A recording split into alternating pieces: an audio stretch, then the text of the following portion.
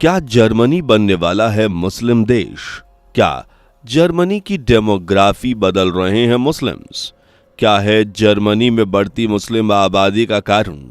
आखिर क्यों 2015 के लिए एक फैसले पर आज पछता रही है जर्मनी सरकार? ऐसा क्या हो रहा है इस देश में कि मूल निवासी डरे हुए हैं? कितनी तेजी से फैल रहा है इस्लाम? जानने के लिए वीडियो के लास्ट तक बने रहें।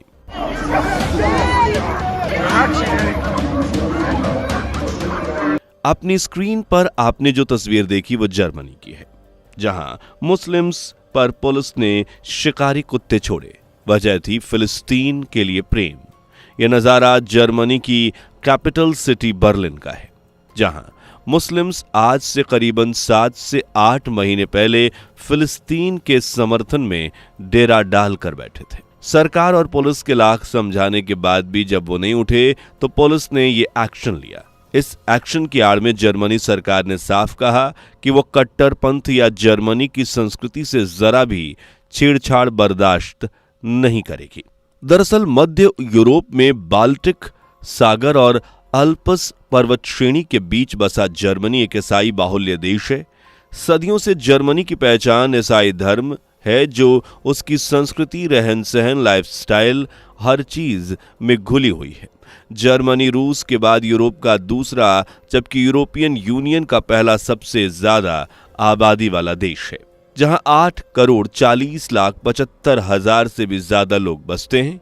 और धार्मिक नजरिए से देखें तो आज भी ईसाई ही जर्मनी में सबसे बड़ा धर्म है, जिसे मानने वालों की संख्या 39.8 मिलियन के लगभग है और ये कुल आबादी का लगभग 47.7% हिस्सा है। जबकि मुस्लिम्स का यहाँ दूसरा सबसे बड़ा धार्मिक समूह है, जिनकी आबादी लगभग 5.5 मिलियन यानी टोटल पॉपुलेशन के 6% से भी ज्यादा है। इसके अलावा यहाँ 47% लोग ऐसे भी हैं जो या तो किसी धर्म में विश्वास नहीं रखते या फिर अपनी धार्मिक पहचान रिवील नहीं करना चाहते। साथ ही यहाँ बौद्ध, यहूदी, हिंदू और यजीदी जैसे धर्मों से जुड़े छोटे छोटे ग्रुप्स भी हैं। पर इन दिनों यहाँ तेजी से जो धर्म बढ़ रहा है वो है इस्लाम। मुस्लिम आबादी में भी तुर्की, अरब और दक्षिण एशियाई मूल के लोग निवास करते हैं और ये अपनी संख्या को बहुत ही तेजी से बढ़ा रहे हैं।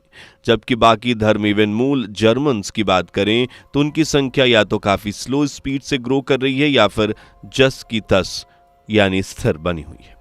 जर्मनी सरकार के आंकड़ों के अनुसार 2009 तक जर्मनी में मुस्लिम्स की आबादी लगभग 30 लाख हुआ करती थी, जो उस समय कुल जनसंख्या का 4 से 5% थी। लेकिन महज 6 साल में यह आंकड़ा बढ़कर 50 लाख से ज्यादा पहुंच गया। कुल आबादी में मुस्लिम्स की हिस्सेदारी 6 से 7% आ पहुंची है। लेकिन क्यों और अचानक ये ग्रोथ कैसे? इन सवालों के जवाब जाने उससे पहले वीडियो को लाइक, शेयर करके अगर आप चैनल से अभी तक नहीं जुड़े हैं और सब्सक्राइब नहीं किया तो फौरन ये काम कर लीजिए। दोस्तों, आपने वो कहावत तो सुनी होगी कि कोई भी काम अचानक से नहीं होता। कुछ ऐसा ही हुआ जर्मनी के साथ। जर्मनी में मुस्लिम्स का आना 18वीं शताब्दी में से जारी है, लेकिन अब तक सिर्फ कुछ सैनिक आए थे।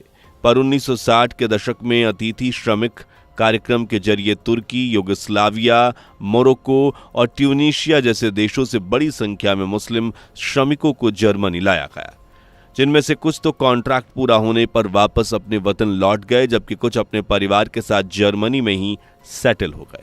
लेकिन इन्होंने अपनी संस्कृति, अपना धर्म, अपनी मान्यताओं और इन सब को नहीं छोड़ा और इस्लाम प्रैक्टिस करते रहे।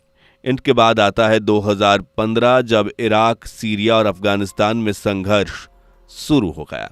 लाखों की संख्या में मुस्लिम्स एक सुरक्षित जगह की तलाश कर रहे थे, यूरोपियन कंट्रीज से मदद मांग रहे थे।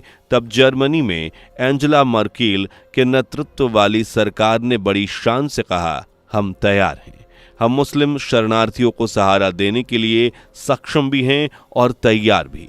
बस फिर क्या था, सिग्नल मिलते ही सीरिया, अफगानिस्तान और इराक से 9 लाख के लगभग मुस्लिम्स शरणार्थी जर्मनी आ पहुंचे और एक ही झटके में जर्मनी का दूसरा सबसे बड़ा धर्म बन गया इस्लाम।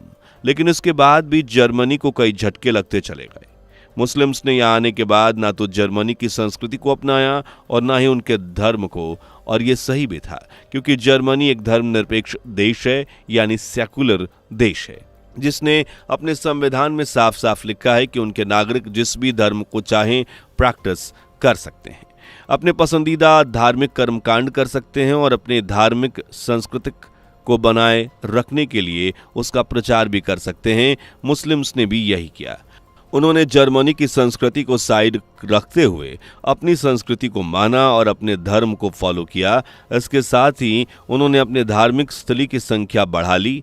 जर्मनी में जहां कभी इक्का दुक्का ही मस्जिदें हुआ करती थीं, वहां अब 2500 से 2800 के बीच मस्जिदें हैं।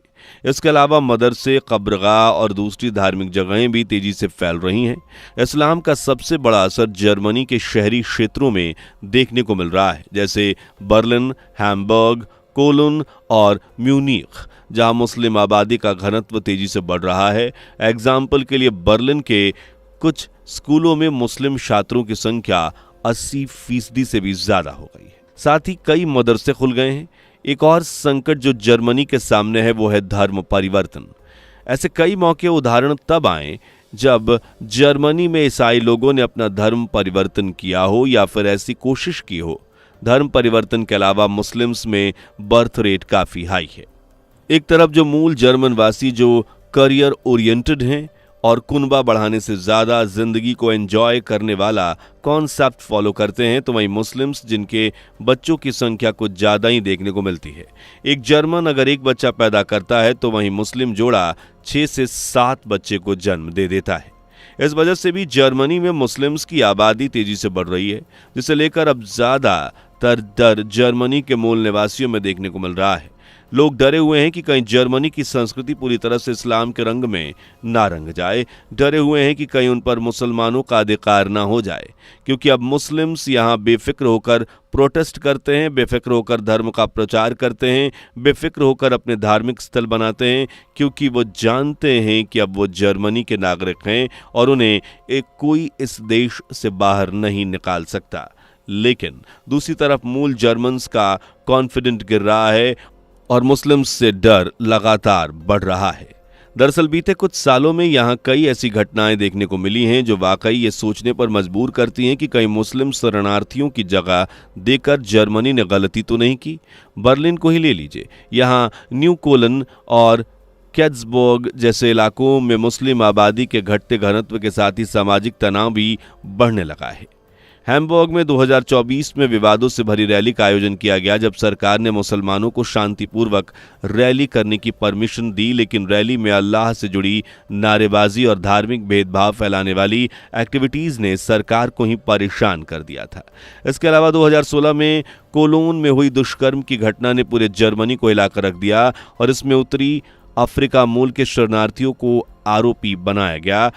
और इस एक घटना के बाद जर्मन्स को अपनी बहन बेटियों की सुरक्षा को लेकर भी चिंता सताने लगी। इसी तरह Wolfsburg train incident, Berlin Christmas market हमला, कई आतंकी गतिविधियां भी नोटिस की गईं जिनमें मुस्लिम शरणार्थियों का हाथ रहा। हाल ही में हुई घटनाओं की बात करें तो 2024 में हैम्बर्ग में मुस्लिम इंटरैक्टिव नाम के एक ग्रुप ने रैली का आयोजन किया, जिसमें न सिर्फ इस्लाम से जुड़े नारे लगाए गए बल्कि शरिया कानून की मांग की गई। जी हां, अब जर्मनी मुस्लिम्स शरिया कानून चाहते हैं। हालांकि ऐसा पहली बार नहीं है जब शरिया कानून की मांग की गई हो, बल्कि पहले भी ऐसा कई बार हो चुका है। बस फर्क इतना है कि तब इस्लाम के फॉलोअर्स की आबादी कम थी तो दबी हुई आवाज में यह मांग उठी, लेकिन अब जब आबादी अच्छी खासी है, मूल आबादी पर भारी पड़ सकती है, तो अब ये मांग खुलकर की जा रही है। अगर ये होता है तो इसमें कोई शक वाली बात नहीं कि जर्मनी की बदलती डेमोग्राफी के साथ साथ देश की संस्कृति पहचान भी पूरी तरह से बदल जाएगी, लेकिन जर्मनी सरकार ऐसा नहीं चाहती। इसलिए मुस्लिम्स की इन नाजायज मांगों पर सरकार की तरफ से सख्त एक्शन लिए गए, जिसमें एक था शिकारी कुत्तों को छोड़ने का।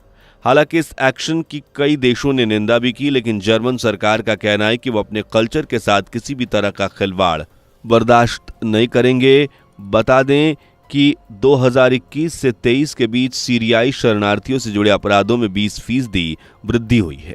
जो जर्मनी के नागरिकों में असुरक्षा की भावना पैदा कर रहे हैं। इस बढ़ते सामाजिक तनाव का फायदा अगर किसी को हो रहा है तो वह है दक्षिणपंथी समूह जैसे अल्टरनेटिव फॉर जर्मनी, जो लगातार जर्मनी में एक्टिव हो रहे हैं। वहीं जर्मन्स भी धीरे धीरे सड़कों पर उतरने लगे हैं। अपनी सेफ्टी को देखते हुए जर्मन्स ने 2024 इवन इससे भी पहले से मुस्लिम्स के खिलाफ कुछ एक्शन लेने की मांग की है। जैसा पहला तो शरिया कानून कभी नहीं लागू होना चाहिए, वरना जर्मनी की पहचान बदल जाएगी। दूसरा, मुस्लिम्स को पब्लिक प्लेस पर अपने धार्मिक प्रतीकों से दूर रखा जाए, मतलब हिजाब, बुर्का और सड़क पर नमाज पढ़ने जैसे एक्टिविटीज उन्हें कंट्रोल किया जाए। इसके अलावा जर्मन्स की सिक्योरिटी के पर्पस भी सरकार से कई अहम फैसले लेने की मांग की जा रही है। वहीं सरकार ने भी 2024 से ही कई मस्जिदों पर न सिर्फ छापेमारी की बल्कि कई बड़ी मस्जिदों पर तो ताले भी लटका दिए, क्योंकि उनमें रहकर मुस्लिम शरणार्थी देश विरोधी गतिविधियों को अंजाम दे रहे थे। हालांकि जिस स्पीड से इनकी आबादी यहां बढ़ रही है उससे इतना तो कहा जा सकता है कि जल्द ही कोई एक्शन नहीं लिया गया तो आज का ईसाई जर्मनी कल का इस्लामिक जर्मनी होगा। आपकी इस बारे में क्या राय है, कमेंट करके जरूर बताएं। वीडियो पसंद आई हो तो लाइक शेयर करके चैनल को सब्सक्राइब और बेल आइकन को प्रेस कर दें। दोस्तों, आपको स्क्रीन पर 2 और वीडियोस दिखाई दे रही हैं, जिसे देखने के लिए स्क्रीन पर क्लिक करें।